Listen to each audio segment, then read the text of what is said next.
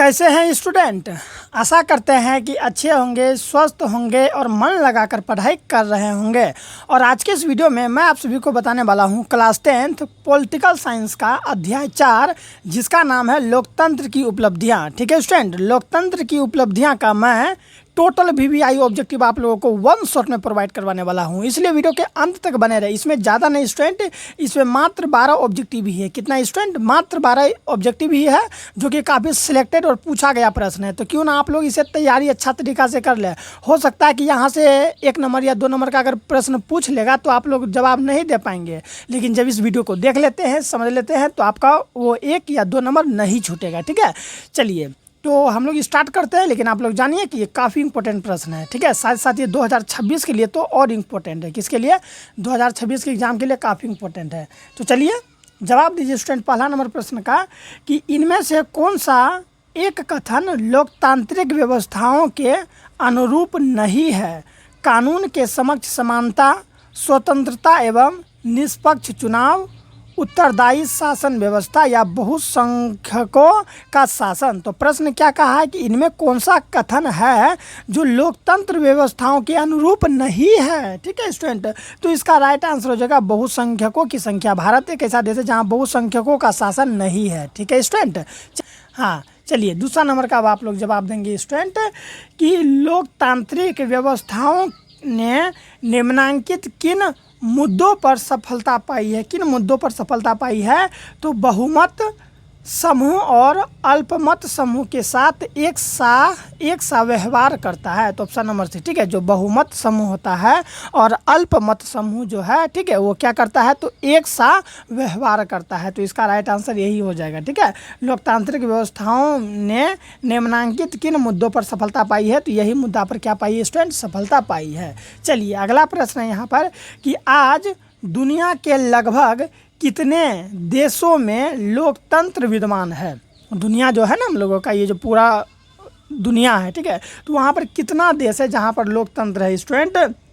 तो 100 देश में। ठीक है, 100 देश अभी भी हम लोग का ऐसा है जहाँ पर क्या है? लोकतंत्र है स्टूडेंट। और बहुत जो देश बच गया वहाँ पर अलग अलग शासन व्यवस्था है, लेकिन 100 देश में क्या है? तो लोकतंत्र की शासन व्यवस्था है। यानी वहाँ पर जो है कि सरकार कैसे बनेगा? तो उसको जनता ही बनाएगा। जैसे कि भारत देश में सरकार किसका बनेगा नहीं बनेगा वो जनता पर निर्भर करता है। जनता जिसको ज़्यादा वोट देगी वही बनेगा ना, वही है स्टूडेंट। चलिए 4 नंबर का है कि लोकतंत्र में चुनावों में भाग लेने और अपने प्रतिनिधियों को चुनने का अधिकार किसे होता है मेरे प्यारे बच्चों? निर्वाचन आयोग का होता है, या फिर आपराधिक छवि वाले लोगों को होता है, अनपढ़ वर्ग को है, या फिर जनता को है? तो आप लोग खुद जान रहे होंगे स्टूडेंट कि लोकतंत्र में चुनाव में भाग लेने वाले, ठीक है, भाग लेने और अपने प्रतिनिधियों को चुनने का अधिकार जनता को होता है स्टूडेंट। किसको होता है? जनता को।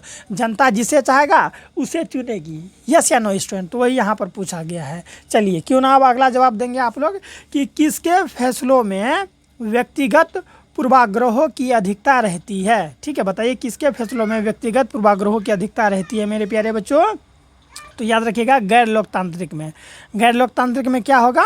व्यक्तिगत पूर्वाग्रहों की अधिकता रहती है। ठीक है, चलिए 6 नंबर का देखिए यहाँ क्या है कि लोकतंत्र के परिणामों के मूल्यांकन का सही आधार क्या है स्टूडेंट? लोकतंत्र के परिणामों के मूल्यांकन का सही जो है कि सही आधार क्या है? तो याद रखिएगा सही आधार हम लोगों का विविधताओं का साम्राज्य। ठीक है स्टूडेंट, क्या हो जाएगा इसका? विविधताओं का साम्राज्य।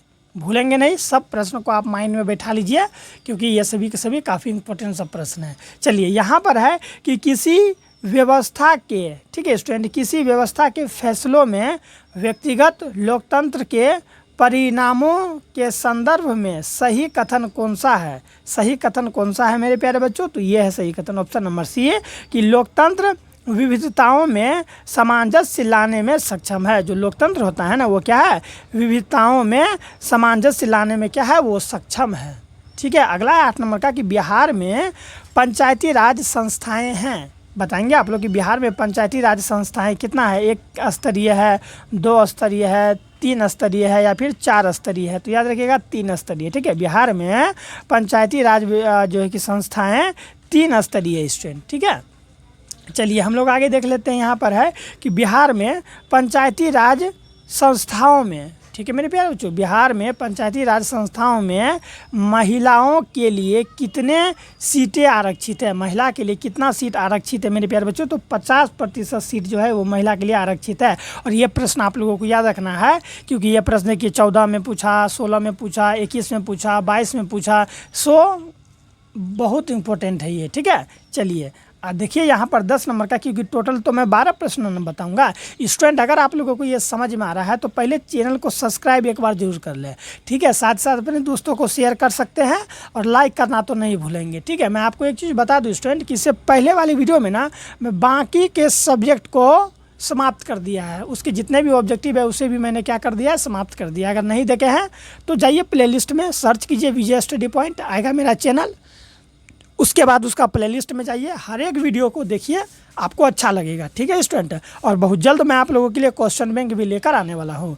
तो 10 नंबर का है कि भारत में मतदाता होने की न्यूनतम आयु क्या है।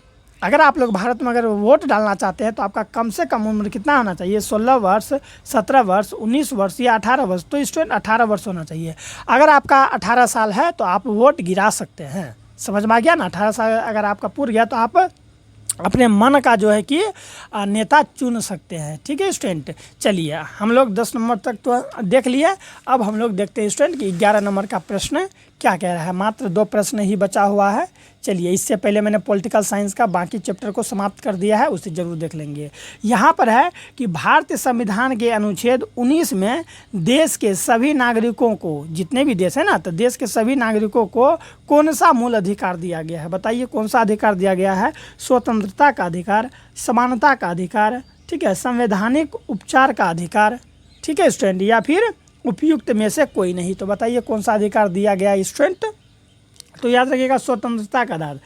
भारत में जो है ना स्टूडेंट, भारत में सबको ये स्वतंत्रता का अधिकार है, ठीक है। स्वतंत्र होने का अधिकार सबको है। इसका मतलब ये नहीं है कि आप स्वतंत्र है तो किसी को जान मार दीजिए, ऐसा वाली बात नहीं, ठीक है। स्वतंत्र है, आप अपने मन से जो अच्छा लग रहा है आपको कीजिए, ऐसा नहीं कि आप गलत कीजिए, ठीक है। चलिए गलत कीजिएगा तो फिर प्रशासन है, क्योंकि संविधान में यहाँ देखिए भारतीय संविधान के अनुच्छेद 19 में जो है देश के सभी नागरिकों को ये अधिकार दिया गया था, ठीक है। अनुच्छेद 19 में स्वतंत्रता का अधिकार दिया गया है, लेकिन आप जो है कि आप स्वतंत्रता का अधिकार दे दिया तो इसका मतलब आप उल्लंघन कीजिएगा तो आप पर जो कार्रवाई की जाएगी। चलिए 12 का है कि लोकतंत्र की उपलब्धियों में सबसे अधिक सहायक क्या है। बताइए कि लोकतंत्र की उपलब्धियों में सबसे अधिक सहायक क्या है। निर्धनता है, अशिक्षा है, विषमता है या फिर विकास है। तो इसका राइट आंसर हो जाएगा स्टूडेंट विकास है। क्या है, विकास है। लोकतंत्र की उपलब्धियों में सबसे अधिक अगर सहायक है तो विकास है, ठीक है स्टूडेंट। और ये प्रश्न 2020 में पूछा गया है।